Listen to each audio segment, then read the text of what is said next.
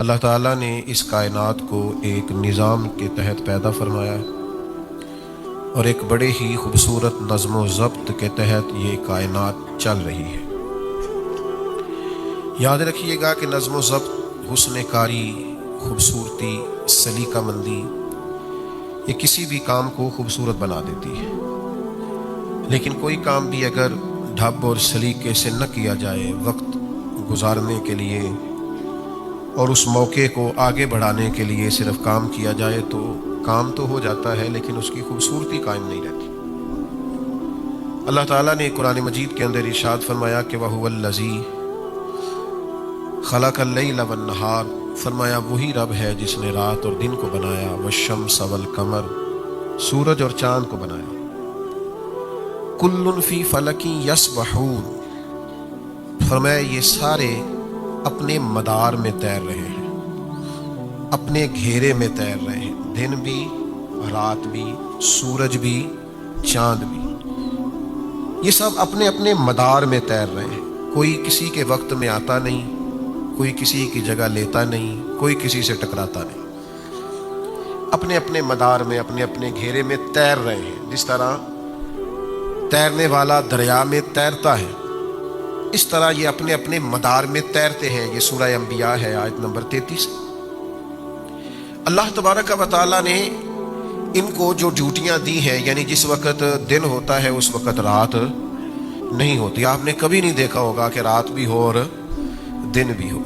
چاند ہوتا ہے تو پھر سورج اوٹ میں چلا جاتا ہے نظر، اپنے اپنے مدار میں۔ ہمارا یہ مزاج ہے کہ ڈھیروں لوگ ہیں جو اپنے مدار میں کام نہیں کرتے، ان کی جو ڈیوٹی اور ذمہ داری ہوتی ہے ان کا نہیں انہیں پتہ ہوتا، باقی سب کا پتہ ہوتا ہے۔ فلاں ٹھیک نہیں کر رہا، فلاں غلط کر رہا ہے، فلاں ذمہ داریوں کا احساس نہیں کر رہا، فلاں شعبے میں لوگ خراب ہو گئے ہیں۔ پہلے بھی شاید میں نے عرض کیا ہو، میرے پاس ایک دوست ایک دفعہ تشریف لائے، بڑے محبت والے ہیں اور ان کا یہ جوتے بنانے کا کارخانہ ہے، تو پوری دنیا پر تبصرہ کر رہے تھے اور کرنا چاہ رہے تھے۔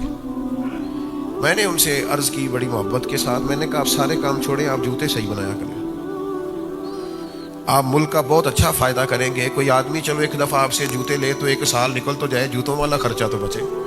آپ غریب کی اتنی مدد بس کر دیں کہ جو آپ کر رہے ہیں اس کو صحیح کر کے کر دیں، تو باقی ساری دنیا کی فکر آپ چھوڑ دیں، جس کو اللہ نے جہاں رکھا ہے وہ اپنی ڈیوٹی کرے گا۔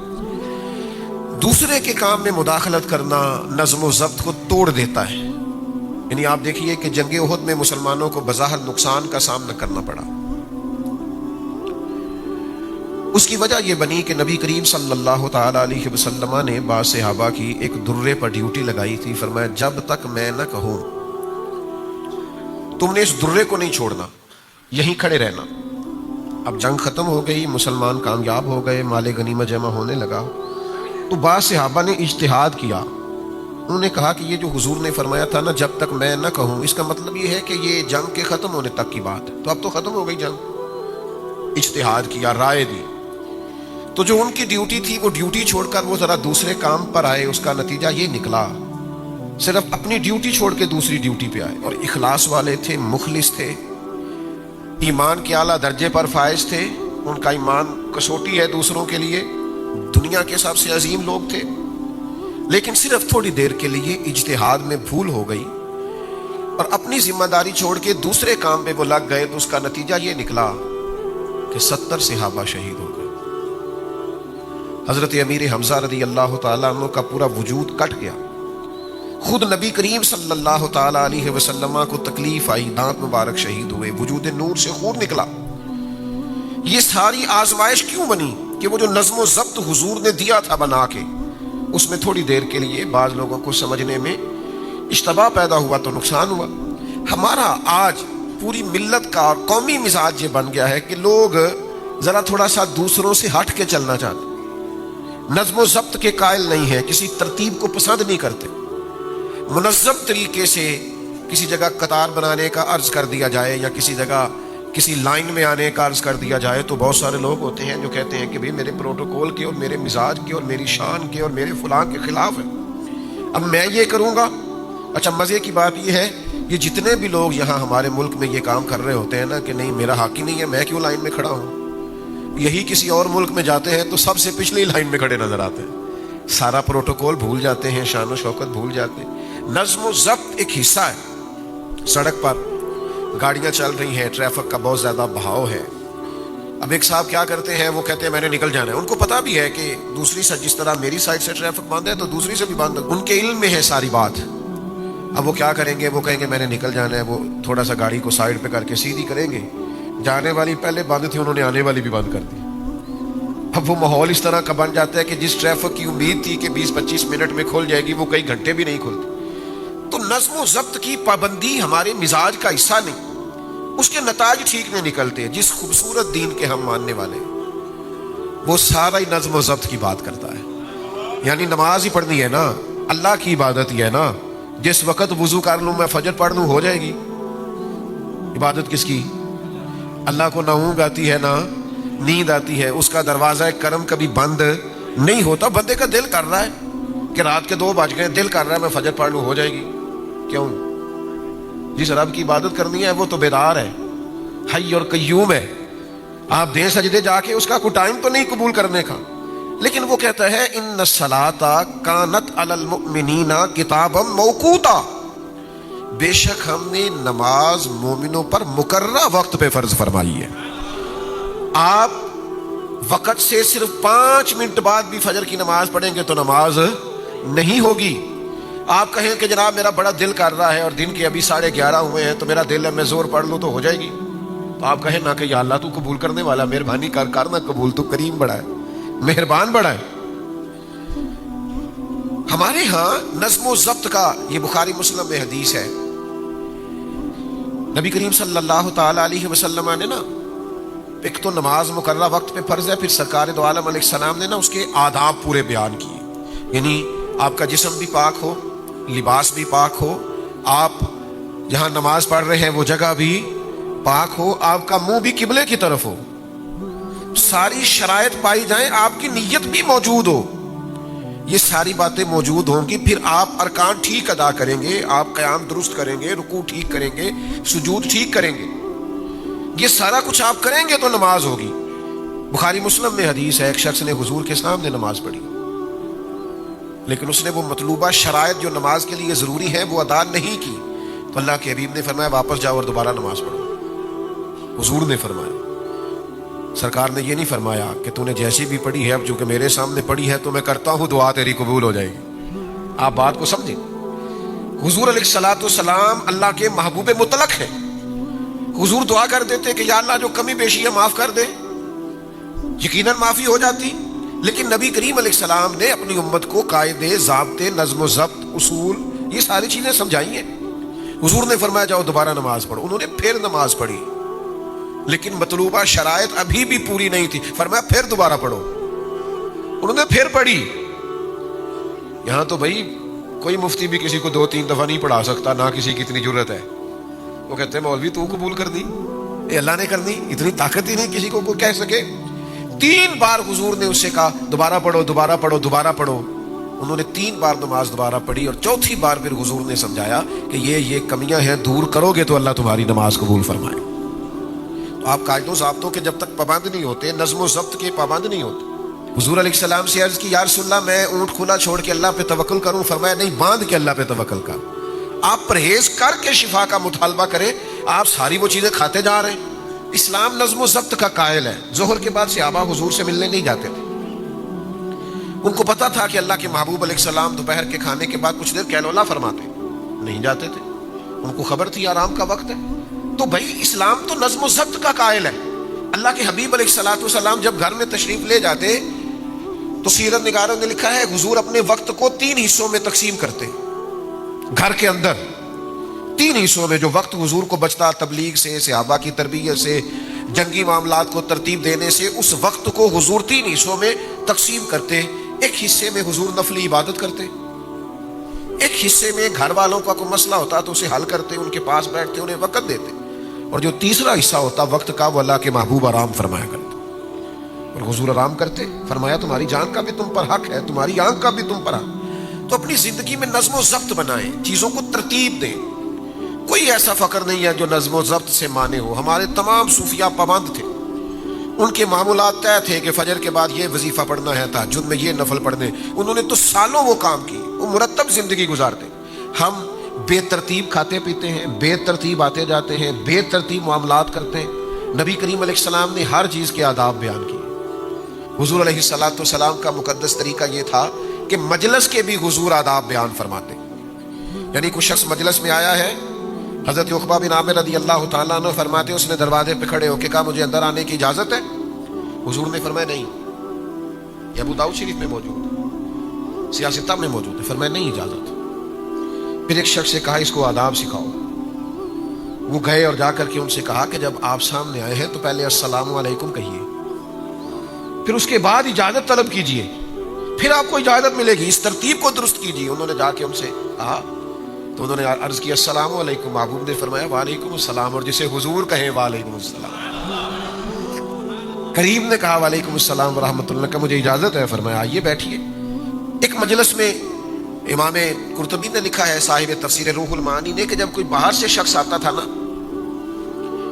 اور وہ حضور کی مقدس محفل کے آداب نہیں جانتا تھا تو حضرت صدیق اکبر رضی اللہ تعالیٰ عنہ کے ذمے یہ کام تھا کہ وہ اس شخص سے ملتے اور اسے حضور کی بارگاہ کے آداب بتاتے، یا کسی شخص کے ذمے لگاتے کہ اسے سمجھاؤ اے پائے نظر ہوش میں آ، یہ کوہ نبی ہے، آنکھوں سے بھی چلنا یہاں بے ادبی ہے۔ وہ اسے محبت سے، پیار سے، ذوق سے آداب سکھا۔ نبی کریم علیہ السلام ایک دن آئے، صاحب کنز العمال نے لکھا ہے، حضور نے دیکھا کہ صحابہ چھوٹی چھوٹی ٹولیوں میں دور دور ہٹ کے بیٹھے، دور دور۔ یہ ہم بھی کبھی ایسا کرتے ہیں کہ لوگ دور بیٹھے ہوتے ہیں تو کہتے ہیں قریب آ جاؤ، کوئی کھڑا ہوتا ہے تو اسے کہتے ہیں بیٹھ جاؤ، اور یہ ساری چیزیں سنت سے ثابت ہیں۔ صحابہ مختلف ٹولیوں میں دور دور ہٹ کے بیٹھے تھے تو اللہ کے حبیب علیہ السلام نے فرمایا قریب آ جاؤ اور مل کے بیٹھو۔ فرمایا شیطانوں میں بھی کچھ بھیڑیا ہوتے ہیں، وہ جب انسانوں کو الگ الگ بیٹھا دیکھتے ہیں تو شکار کر لیتے ہیں۔ فرمایا جماعت کے ساتھ رہا کرو، اکٹھے رہا کرو، اس لیے کہ جو اکیلا ہوگا در مرشد دا چھڈی نہیں، نہیں تے ہو جاویں گا روگی، جیڑی بکری اجڑوں وچھڑی وہ بگیاڑا جوگی۔ جیڑی بکری اجڑوں، بکریاں اکٹھی ہوں تو اس پہ بھیڑیا حملہ ڈرتا ہے، لیکن ایک بکری ہے تو پھر تو شکار ہو گئی۔ جیڑی بکری اجڑوں وچھڑی وہ بگیاڑا جوگی۔ تو حضور نے فرمایا مل کے بیٹھو۔ پھر تو شارحین فرماتے صحابہ اس طرح مل کے بیٹھتے تھے، اس طرح جڑ کے بیٹھتے تھے کہ ایک چادر بھی سب پہ ڈالی جاتی تو پوری آ جایا کرتی۔ لیکن کچھ لوگوں کو الگ سے دکھنے کا شوق ہوتا ہے، الگ سے نظر آنے، وہ بعض اوقات شیطان جو بھیڑیا اس کے ہتھے چڑھ جاتے ہیں۔ تو نظم و ضبط مجلس کا، محفل کا نظم و ضبط بڑی مشہور روایت ہے نا۔ ایک صحابی کھڑے تھے محفل میں تو حضور نے فرمایا اجلسوا، بیٹھ جاؤ، تو پھر جس کے کان میں جہاں آواز گئی وہ بیٹھ گیا۔ حضرت عبداللہ ابن مسعود مسجد نبوی شریف کے دروازے پر ہی بیٹھ گئے۔ تو یہ آداب ہیں، مجلس کے آداب ہیں، گفتگو کے آداب ہیں، سفر کے بھی آداب ہیں۔ ہم نے سفر کرنا ہے نا، آداب ہے۔ حضور سفر کے لیے تشریف لے کر کے جاتے جب مدینہ شریف سے تو کسی ایک صحابی کو اپنا نائب بنا کے جاتے۔ حضور علیہ السلام مسجد کی ڈیوٹی بھی دے کے جاتے کہ آپ نماز پڑھائیں گے۔ ایک دفعہ حضرت عبداللہ ابن مکتوم کو بھی حضور نے نائب بنایا مدینہ منورہ میں۔ ایک موقع پہ مولا علی شیر خدا رضی اللہ تعالیٰ عنہ کو بھی بنایا۔ حضور نیابت دے کے گئے کہ آپ یہ سارا نظام دیکھیں گے، نظم و ضبط دیکھیں گے، نماز پڑھائیں گے، ڈیوٹی لگائیں گے۔ اور حضرت ابو سعید خدری رضی اللہ تعالیٰ عنہ سے روایت ہے، حضور فرماتے ہیں جب بھی تم میں سے 3 لوگ سفر کریں تو ایک کو اپنا امیر بنا لے، وہ جو فیصلہ کرے گویا اسے قبول کرے۔ بعض اوقات ہوتا ہے نا، یہاں رکنا ہے، یہاں کھانا کھانا ہے، یہاں کچھ دیر سستانا ہے، یہاں کچھ دیر آرام کرنا۔ تو فرمایا جب بھی تم میں سے کوئی نکلے تو کسی کو اپنا امیر مقرر کر لے، امیر بنا لے۔ نظم و ضبط کے بغیر زندگی چلتی نہیں ہے، لیکن ہمیں تھوڑا سا اپنے آپ کو، اپنی اولادوں کو، آنے والے لوگوں کو نظم و ضبط کا، اور نظم و ضبط خوبصورت بڑا ہوتا ہے، یہ پیارا بڑا لگتا ہے۔ یہ کبھی ایک ترتیب سے جاتے ہوئے آپ بچوں کو دیکھیں جو ایک ہی لباس میں ہوں، ایک ہی ادارے کے ہوں، اور ایک ہی کیفیت سے کبھی وہ گزر رہے ہوں تو یوں محسوس ہوتا ہے کہ فرشتوں کی ٹولیاں گویا جا رہی ہیں۔ نظم و ضبط شائستگی پیدا کرتا ہے، خوبصورتی پیدا کرتا ہے۔ اجتماعی ترتیب جو ہوتی ہے وہ ایک نیا ہی انداز ترتیب پا جاتا ہے، لیکن شرط یہ ہے کہ ہم تھوڑے سے نظم و ضبط کے قائل بنے۔ ہمارے ہاں نا رواج نہیں ہوتا، بلکہ کچھ لوگ ایسے ہوتے ہیں وہ ان کو جلدی بڑی ہوتی ہے، کچھ کہنے لگا ہوں محبت کے ساتھ دل لگی کرنے لگا ہوں، ان کو جلدی بھی بڑی ہوتی ہے اور کام بھی کوئی نہیں ہوتا. جلدی بھی بڑی ہوتی ہے اور کام بھی کوئی جلدی بھی بڑی ہے. ملنا بھی فٹافٹ ہے, آنا بھی اگلی لائن میں ہے, 2-4 لوگوں کو پیچھے بھی کرنا ہے. ان سے مل کے آپ پوچھیں جناب خیر ہے, کہتے بس سلام کرنی سی. کام بھی کوئی نہیں اور جلدی بھی بہت زیادہ ہے. یعنی ہم مصروف بھی بڑے ہیں اور زندگی میں کام بھی. اس طرح کے لوگوں کا بڑا مسئلہ بن جاتا. وہ کہتے ہیں آپ چھوڑ دیں, پہلے میری سن لیں. نبی کریم علیہ السلام گفتگو فرماتے ہیں تو اگر دوران گفتگو کوئی آدمی اپنی بات کرنی شروع کرتا تو اللہ کے محبوب علیہ السلام کا طریقہ یہ تھا کہ حضور اس کی طرف توجہ نہیں فرماتے تھے. جس سے بات کر رہے ہوتے تھے پہلے وہ بات مکمل کرتے. کچھ لوگ فٹافٹ بات کرتے ہیں نا, کہتے ہیں قطع کلامی معاف تے گل شروع. تو میں تو روک دیتا ہوں, میں کہنا جی اسی تے معاف ہی نہیں کیتا. تسی معافی یہاں تے بندوق لے کے منگنی سی نا, قطع کلامی معاف نہیں تے گولی آئی جے. آپ نے کہا قطع کلامی, تو ہم نے تو معاف کیا ہی نہیں. آپ نے بات شروع بھی کر دی. پہلے پوچھ لیں کہ ہم نے معاف کی ہے قطع کلامی. آپ نے قطع کلامی کا کہہ کے آپ نے فٹافٹ گفتگو شروع کر دی. پوچھ تو لیں کہ ہم نے معافی دی کہ نہیں دی. تو آپ کوئی بات کر رہے ہیں اسے مکمل کرنے دیں. نظم و ضبط کا ایک طریقہ ہے, اس کی بات مکمل ہو جائے پھر آپ اپنی بات کر لیں. سلیقہ ہوتا ہے, طریقہ ہوتا ہے. اب تو کچھ ویڈیوز وائرل ہوتی ہیں, کچھ شر پسند لوگ کسی جلسے میں آ گئے, کسی محفل میں آ گئے, کوئی کسی سیاسی جماعت کا ہے, کوئی کسی کا ہے, کوئی نوجوان بیچارے غیر تربیت یافتہ وہ آ جاتے ہیں, اپنا کیمرہ بھی ساتھ لے کے آتے ہیں, کسی عالم سے سوال کرتے ہیں, سوال بھی ایسا تلخ کرتے ہیں اس کا کوئی وجود نہیں ہوتا. اب وہ اس وقت تھوڑی سی تلخی انسانی طبیعت کا حصہ ہوتی ہے, پھر اس کو وائرل کر دے کہ اب جو لوگ محفل میں موجود نہیں انہیں حقیقت حال کی خبر اس ویڈیو کو دیکھتے ہیں تو ویڈیو کے اندر جو چیز بنائی گئی ہوتی ہے اس سے متاثر ہوتے ہیں. ایک میرے جاننے والے ڈاکٹر صاحب ہیں, بڑے اچھے آدمی, نمازی ہیں, ایک خانقاہ سے وابستہ ہیں.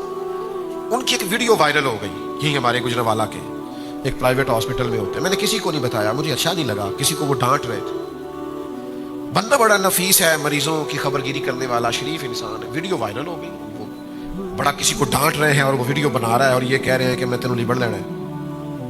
وہ کہتے ہیں اس بندے نے آ کے اتنی تلخ بات کی ہمارے ساتھ, اتنی تلخ بات کہ میں بتا نہیں سکتا. وہ کہتے ہیں دہرائی بھی نہیں جا سکتی. اور تھا وہ بیچارہ کوئی بلیک میلر ٹائپ صحافی. کہتے ہیں وہ اس نے بات کی, ہمیں غصہ آ گیا. اب وہ اشتعال انگیزی والی ویڈیو اس نے بنا لی اور پھر اس نے ہم سے مطالبہ کیا کہ میں ڈیلیٹ کروں گا لیکن 5 لاکھ روپیہ لوں گا. کہتے ایسی آ کر چڑھا دے, 5 لاکھ کوئی نہیں. اب کسی بندے نے نہیں دیکھا کہ وہاں پورا واقعہ کیا تھا. تو یہ کیا ہے بھلا؟ یہ قوم جب اخلاقی طور پر پوری طرح گر جاتی ہے پھر وہ اس طرح کے مظاہرے کرتی ہے. اخلاقی اقدار والے لوگ یہ کام نہیں کرتے. آپ کو پتہ ہے ہم بھی بعض اوقات ویڈیو سے منع کرتے ہیں. محفل میں گزر رہے ہیں تیزی سے, ایک شخص کو دیکھا ہی نہیں کہ وہ ہاتھ ملانا چاہ رہا تھا, گزر گئے. رش بڑا ہے, سب سے ملا نہیں جا سکتا, 2 جگہ پہ اور بھی پہنچنا ہے. اب وہ ویڈیو بن گئی, پھر اس کے اوپر یوں کر کے دائرہ لگایا. تکبر دیکھو, مولوی صاحب کا ہاتھ نہیں ملایا. تو یہ ویڈیو بنانے والے کی غلطی ہے, اسے خبر ہی نہیں کہ 3 جگہوں پہ اور بھی جانا ہے, رکا جا ہی نہیں سکتا. تو یہ ساری پوزیشن ہوتی ہے. تو نظم و ضبط میں جب ہم آئیں گے, ترتیب کو دیکھیں گے, خوبصورتی پیدا ہو جائے گی. اور آپ یقین کریں زندگی میں ایسے بھی خوبصورت لوگ دیکھے ہیں جنہوں نے کہا میں قربانی دیتا ہوں باقیوں کے لیے, آپ سب سے بات کر لیں. دیکھیں نا, سیکھنا ہی ہے نا کسی سے. میری زندگی کا بہت بڑا حصہ سڑکوں پہ گزرا ہے. ایک جملے سے میں نے بڑا ہی سیکھا ہے. وہ ٹرکوں کے پیچھے لکھا ہوتا ہے, ڈالے کے پیچھے لکھا ہوتا ہے, بڑا مزیدار, سیکھنے والا, تربیت والا. کوئی ہارن دے رہا ہے, کوئی تیزی میں ہے, تو اس نے لکھا ہوتا ہے تو لنگ جا, وہ تھوڑا بھلا ہو جائے. تو لنگ جا ساڈی, اے جڑی ساڈی خیر ہے بڑی مزیدار ہے. یعنی تو لنگ جا ساڈی, چل بھائی تو لنگ جا, کوئی مسئلہ نہیں, تو جیت جانا تھوڑی دیر کے لیے, ہو جا کامیاب, کوئی مسئلہ نہیں. تو اپنی زندگی میں نظم و ضبط کو, حسن کاری کو, خوبصورتی کو لائیں. اچھا کبھی کبھی سب سے نہیں ملا جا سکتا. ہر آدمی کی بات سننا ہر بندے کی بس کی بات نہیں ہوتی. قاضی ایاز مالکی ادلسی شفا شریف میں لکھتے ہیں نبی کریم علیہ الصلوۃ والسلام نے فرمایا کچھ لوگ ایسے ہیں جو اپنی حاجات مجھ تک نہیں پہنچا سکتے. ویسے تو حضور جانتے ہیں, ہر غلام کا چہرہ حضور جانتے ہیں, لیکن یہ ہماری تربیت کے لیے فرمایا کچھ لوگ اپنی باتیں مجھ تک نہیں پہنچا سکتے. فرمایا جو کسی کی بات مجھ تک پہنچائے گا اس بندے کو قیامت کے دن نہ کوئی خوف ہوگا نہ پریشانی ہوگی.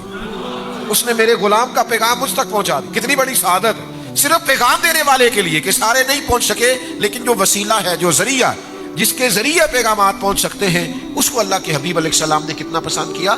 جنگ ایمرجنسی کا موقع ہوتا ہے, जंग खौफ का मौका होता है, इस्तराबी हालत होती है, जंगी माहौल, कहते हैं हम हालत जंग में हैं, सख्त मौका होता है। लेकिन कुर्बान जाएं, अरब के लोग बड़ी बेढंगी सी जंग करते थे। नबी करीम अलैहिस्सलाम ने जंग के भी तरीके बताए, सफ बंदी करके बताई। हुजूर ने बताया कैसे जंग लड़नी है। नबी पाक अलैहिस्सलाम ने फरमाया ये ना करना दुश्मन बड़ा दूर हो तो तुम तीर चला दो, फरमाया उसे करीब आ लेने देना, फिर निशाना बांधना, तीर जाया नहीं करना। फरमाया उस पर तीर चलाना, और अगर वो ज्यादा करीब आ जाए तो पत्थर से हमला करना, और जब बिल्कुल करीब आ जाए फिर तुमने तलवार उठानी है, फिर तुमने नेज़े का इस्तेमाल करना है, फिर तुमने खंजर उठाना है। वो सारी एक मुरत्तब तरतीब जिससे जंगी हिकमत अमली समझ में आए। काफिरों को नहीं समझ आ रही थी कि बदर के दिन हुजूर ने रेतली जमीन पर क्यों जाके डेरा लगाया। वो इसलिए डेरा लगाया कि सुबह बारिश हो गई तो वो जमीन सख्त हो गई, उसका फायदा हो गया, मजबूत हो गई। उन्होंने जहां डेरा लगाया था वहां कीचड़ बन गया। तो मेरे अजीज याद रखिएगा कि जंग के मौके पर भी आप हिकमत अमली का मुजाहरा करेंगे, आप तरतीब के साथ चलेंगे। जब जिंदगी मुरत्तब हो जाती है फिर जिंदगी बड़ी खूबसूरत हो जाती है। मुझे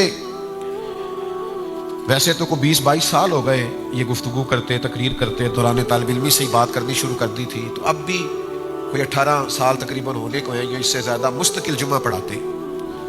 और जिन लोगों को 17-17 साल हो गए मेरे पास जुमा पढ़ते, उन्हें पता होगा कि कभी ऐसा नहीं हुआ कि मैं 10 मिनट जुमे में लेट हुआ। हो ही जाता है ना, कभी बंदा बीमार भी होता है, कमी बेशी भी होती है। कहीं टाइम दिया हो तो ऐसा नहीं होता कि वो लोग बाहर गलियों में खड़े हो के पहुंचे नहीं, ऐसा हो जाता है कि 25 मिनट पहले पहुंच गए। भाई जिंदगी में आप नज़्म व ज़ब्त बनाएं अगर आपने कोई काम करना, आप चीज़ों को मुरत्तब करें अगर आपने कोई काम करना है, आप तय करें। यानी इतने सालों में ऐसा नहीं हुआ कि आज 15 मिनट लेट हैं, आज 18 मिनट लेट हैं, आज 10 मिनट लेट हैं। बस करना है ना एक काम तो 1-2 मिनट तो समझ में आते हैं। किसी वक्त ट्रैफिक रुक गई, लेकिन आपने उम्र भर हर काम ही देर से करना है, कैसे काम चलेगा, कैसे तरतीब बनेगी। जिन लोगों ने यही आज तक तय नहीं किया कि सोना कितने बजे, उठना कितने बजे। हमारे बहुत बड़े दरवेश बुजुर्ग गुजरे, हकीमुल उम्मत मुफ्ती अहमद यार खान साहब नईमी रहमतुल्लाह अलैह। उनकी जिंदगी में लोग शिकवा करते थे कि मुफ्ती साहब ज्यादा पास बैठने नहीं देते। कुछ लोग जाते हैं ना, उनका ख्याल होता है कुछ खुश गप्पियां हों, कुछ टाइम निकले, कुछ थोड़ा सा सोसाइटी पे, मुआशरे पे, इर्द गिर्द के माहौल पर तबसरा हो। बुरी बैठने नहीं देते। मुफ्ती साहब ने कुरान मजीद की तफसीर लिखी है, 1 जिल्द का 1 पारा है, 8 जिल्दों में शरह लिखी है उन्होंने मिशकात शरीफ की। अगर वो लोगों को पास बिठाए रखते तो वो काम जो उनके विसाल के इतने सालों के बाद भी लोग फायदा उठा रहे, मेरे जैसे कई लोग उससे नफा उठाते हैं, उसे पढ़ पढ़ के अपना फायदा करते हैं, वो काम हो सकता था। मुफ्ती साहब इतने पाबंद थे वक्त के, 1 बजे वो बयान शुरू करते थे, जब वो माइक में कहते ना अल्हम्दुलिल्लाह तो लोग घड़ियां ठीक करते थे। अल्लाह करे मेरी नई नस्ल को समझ में आए बात, नौजवानों को समझ में आए। 1.5 घंटा आईने के सामने खड़े रहते, 20-20, 25-25 मिनट लेट होना कुछ मुनासिब ही नहीं समझते, 2.5 घंटे मोबाइल पे बैठे। तो जिंदगी में जिन लोगों ने भी कारहाय नुमाया सर अंजाम दिए हैं, उन्होंने वक्त की रफ्तार को समझा है, उन्होंने देखा है तकाजा क्या है, उन्होंने नज़्म व ज़ब्त को देखा है, चीजों को देखा है, कायदे को समझा है, अपनी जिंदगी को उन्होंने मुरत्तब किया है। आपको टाइम के मुताबिक अपने आप को तरतीब देना है। घड़ी आपके लिए नहीं रुकेगी, वक्त हमारा इंतजार नहीं करेगा। बच्चे अपनी तरतीब से बड़े हो जाएंगे, हम अपनी तरतीब से बूढ़े हो जाएंगे, वक्त गुजरेगा, अपनी अपनी तरतीब से जो ताकतवर जिसम है उसमें कमजोरी आने लग जाए, खुदा ना खास्ता तंदुरुस्त लोग बीमार नजर आने लग जाएंगे, वक्त गुजर जाएगा। करने का काम यह है कि इस वक्त से जल्दी से काम लिया जाए। अबू दाऊद शरीफ में हदीस है, नबी करीम अलैहिस्सलाम ने फरमाया, जब सुबह सूरज तुलू होता है तो दिन ऐलान करता है मैं आज आया हूं, आज के बाद नहीं आऊंगा। आज जो 27 मार्च 2026 का जुमा आज है, ये 27 मार्च क़यामत तक दोबारा ये गुजर गई, 26 की 27 मार्च। दिन कहता है मैं आज आया हूं, आज के बाद दोबारा नहीं आऊंगा। कुछ करना है तो कर लो, नज़्म व ज़ब्त में आओ, तरतीब दो चीजों को। हज़रत अब्दुल्लाह इब्न उमर रज़ियल्लाहु ताला अन्हु गुजर रहे थे अपने 2-3 शागिर्दों के साथ, घोड़े पे सवार थे, तो एक कब्र रास्ते में बनी हुई देखी, वीरान रास्ते में कब्र बनी हुई। तो थोड़ा आगे जाके हज़रत अब्दुल्लाह इब्न उमर कब्र से उतर गए, वुज़ू फरमाया, 2 रकअत नमाज पढ़ी, फिर घोड़े पे बैठ गए। तो खादिम कहने लगे हुजूर समझ नहीं आई आपका यहाँ रुकना, नमाज पढ़ना। आप फरमाने लगे हमें कुछ ज़्यादा जल्दी नहीं थी, इतना ज़रूरी काम नहीं था, मुझे कब्र नजर आई तो मेरे दिल में ख्याल आया कि कब्र वाला तो तरस रहा होगा ना कि 2 रकअतों का टाइम ही मिल जाए, तो मुझे तो मिला हुआ है। तो मैंने कहा वक्त ज़ाया ना करूँ, मैं 2 रकअत नमाज पढ़ लूँ। वो एक बुजुर्ग थे ना, تو اپنے ساتھ کسی نوجوان کو دیکھا کسی میت کو دفن کر رہے ہیں تو کہنے لگے بیٹا تمہارا کیا خیال ہے اس بندے کو اگر ٹائم ملے تو یہ کیا کرے گا؟ فوت ہو گیا ہے، اب اگر اسے ٹائم ملے تو یہ کیا کرے گا؟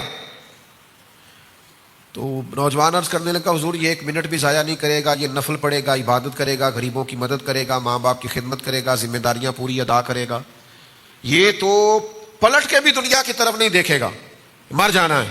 تو بزرگ اس بچے کو تھپکی دے کے کہنے لگے پتر اسے تو اب دوبارہ ٹائم نہیں مل سکتا پر تجھے ملا ہوا ہے، تو گویا مہربانی کر 2-2 3-3 گھنٹے موبائل پہ ضائع نہ کر، اس چوک میں کھڑا اس چوک میں کھڑا، اپنے وقت کو بچائیں، اپنے وقت کو نظم و ضبط کا حصہ بنائیں۔